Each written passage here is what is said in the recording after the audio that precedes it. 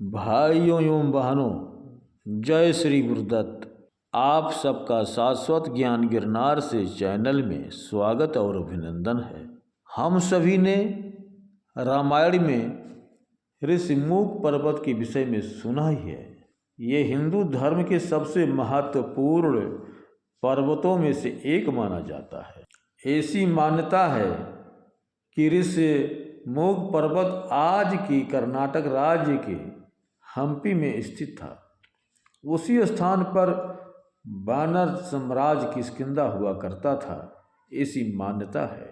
भाइयों बहनों, वीडियो शुरू करने से पहले हम आप सबसे अनुरोध करूंगा कि चैनल को सब्सक्राइब तथा वीडियो को लाइक और शेयर जरूर करें एवं कमेंट्स बॉक्स में अपने विचार से हमें अवगत कराएं।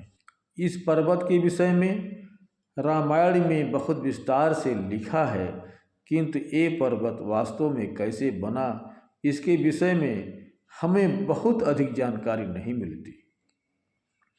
हालांकि कुछ लोक कथाओं में हमें इस पर्वत के बनने के पीछे की कथा का वर्णन मिलता है। ये कथा राक्षस राज रावण से जुड़ी हुई है। कथा के अनुसार जब रावण ने परम पिता ब्रह्मा से वरदान प्राप्त कर लिया तो अपने अतुल बाहुबल से उसने त्रिलोक में त्राहि त्राहि मचा दी। उसका वध भगवान विष्णु के अवतार द्वारा नियत था, किंतु उसके लिए बहुत अधिक काल तक प्रतीक्षा करना पड़ा। जब उसके अत्याचारों से सभी त्रस्त हो गए तो संसार भर के लाखों ऋषियों ने अपनी ओर से एक प्रयास करने की ठानी। वे सभी ऋषि एक स्थान पर इकट्ठे हुए और विचार विमर्श करने लगे कि रावण के अत्याचारों का अंत किस प्रकार हो सकता है। लंबी चर्चा के बाद उन्होंने ये निश्चय किया कि वे सभी उसी स्थान पर मूक खड़े रहते हुए तपस्या करेंगे ताकि श्री हरि शीघ्र अतिशीघ्र अवतार लें और रावण का अंत हो सके। तब वे असंख्य ऋषि मुनि वहीं मौन खड़े रहकर रावण के विनाश की कामना करते हुए श्री हरि की आराधना करने लगे। ऐसा करते हुए बहुत समय बीत गया। दैववश एक बार स्वयं रावण अपनी सेना के साथ भ्रमण करता हुआ वहां पहुंचा। इतने सारे ऋषियों को एक साथ वहां खड़ा देखकर उसे बड़ा आश्चर्य हुआ और वो उन सब से पूछने लगा कि वे सभी वहां आकर क्या कर रहे हैं। किंतु वे सभी ऋषि मौन साधना में थे, इसी कारण उनसे किसी ने भी उसके प्रश्न का उत्तर नहीं दिया। बहुत बार पूछने पर भी जब रावण को कोई उत्तर नहीं मिला तो उसे बड़ा क्रोध आया। उसने उन सभी के मौन को अपना अपमान समझा। उसने अपने सेनापति को आसपास के क्षेत्र में जाकर ये पता करने को कहा कि वास्तव में ये ऋषि यहाँ पर क्यों आए हैं। उनके सेनापति ने जब पता किया तब उसे पता चला कि ये सभी ऋषि उसके स्वामी के विनाश के लिए ही मूक रह कर तपस्या कर रहे हैं। वो तत्काल वापस लौटा और रावण को सारी बातें बताई। ये जानकर कि ये सभी ऋषि स्वयं उसी के अंत के लिए तपस्या कर रहे हैं, रावण के क्रोध का बांध टूट गया और उसने अपनी सेना को उन सभी ऋषियों का वध करने का आदेश दे दिया। इसके बाद प्रकृति ने वो दृश्य देखा जिसकी किसी ने कल्पना भी नहीं की थी। रावण की यथा सेना ने उन असंख्य ऋषियों का वध कर दिया। जहाँ तक दृष्टि जाती थी ऋषियों के 100 ही दिखाई देते थे। उन सभी को मारकर रावण अपनी सेना सहित वहाँ से लौट गया। उन्हीं ऋषियों के 100 से एक विशाल पर्वत बना। चूँकि वो पर्वत मूक ऋषियों के 100 से बना था, उसका नाम ऋषिमुख पड़ गया। इसका एक नाम ऋषिमुख भी पड़ा। चूँकि उस पर्वत का निर्माण इस प्रकार हुआ था, लोगों ने उसके आसपास जाना छोड़ दिया। बहुत काल तक वह पर्वत वीरान और श्रापित ही पड़ा रहा। बाद में महर्षि मातंग ने उसी पर्वत के निकट अपना आश्रम बनाया और उस स्थान को पुनः पवित्र किया।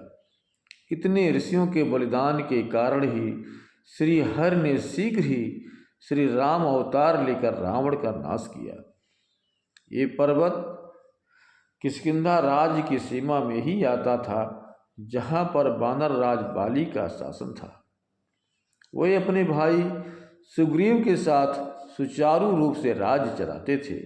एक बार दुंदुभि नामक एक दुर्धर्ष दैत्य ने उसे युद्ध के लिए ललकारा। वो और मायावी रावण की पत्नी मंदोदरी के भाई थे। बाली ने दुंदुभि से घोर युद्ध किया और उसका वध कर दिया। वध करने के बाद उसने दुंदुभि के शव को इतनी जोर से फेंका कि उसका शव वहाँ से 4 योजन दूर ऋषिमुख पर्वत पर जाकर गिरा।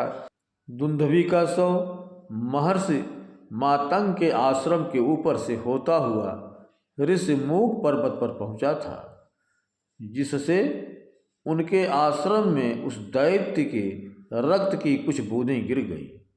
जिससे उनके आश्रम में उस दैत्य के रक्त की बूंदों को गिरने से वह आश्रम अपवित्र हो गया, यज्ञ अपवित्र हो गए।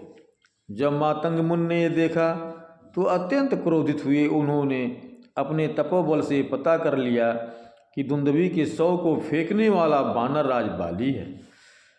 तब उन्होंने बाली को ये श्राप दे दिया कि यदि वो ऋषिमुख पर्वत के 1 योजन की सीमा के अंदर प्रवेश करेगा तो तत्काल उसकी मृत्यु हो जाएगी। बाद में बाली को भी इस श्राप के बारे में पता चला और उसके बाद उसने ऋषिमुख की दिशा में जाना ही छोड़ दिया। बाद में दुंदुभि का भाई मायावी बाली से प्रतिशोध लेने के लिए किष्किंधा आया। दोनों में घोर युद्ध हुआ और बाली के डर से मायावी एक गुफा में छिप गया। तब बाली उसके पीछे उस गुफा में घुसे एवं अपने भाई सुग्रीव से कहा कि वो द्वार की रक्षा करें। 1 वर्ष तक गुफा के अंदर दोनों का युद्ध चलता रहा और सुग्रीव द्वार पर खड़े रहे। अंततः बाली ने मायावी का वध कर दिया और उसका रक्त गुफा के द्वार से बाहर आने लगा।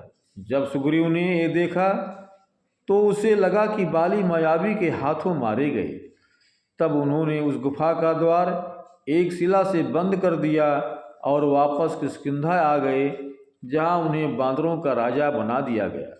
किंतु कुछ समय में ही बाली वापस आ गए और अनजाने में सुग्रीव को विश्वासघाती मानकर उसका वध करने को उद्यत हुए। तब बाली ने जोर से गर्जना कर सुग्रीव को मारने दौड़ा। सुग्रीव अपने प्राण को बचाने के लिए उसी पर्वत पर गया जो श्रापित था। वहाँ पर हनुमान, जामवंत एवं अपने अन्य साथियों के साथ और मंत्रियों के साथ ऋषिमुख पर्वत पर सुग्रीव रहने लगे। अब चूंकि बाली श्राप के कारण वहाँ जा नहीं सकते थे, इससे सुग्रीव के प्राण बचे। वे वहाँ उसी प्रकार बहुत काल तक रहे और फिर श्री राम और लक्ष्मण ऋषिमुख पर्वत पर आए। इसी पर्वत पर हनुमान जी की सहायता से श्री राम एवं सुग्रीव से मित्रता हुई और श्री राम ने बाली का वध कर सुग्रीव को राज्य दिलवाया। तब जाकर सुग्रीव वापस अपने नगर किष्किंधा लौटे।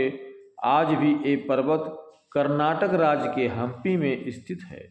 लोगों की मान्यता है कि यही प्रदेश रामायण काल की किष्किंधा नगरी है। भाइयों बहनों, अब हम अपने शब्दों को यहीं पर विराम दूंगा। पुनः मिलेंगे अगले वीडियो में। जय श्री गुरुदत्त, जय श्री गुरुदत्त।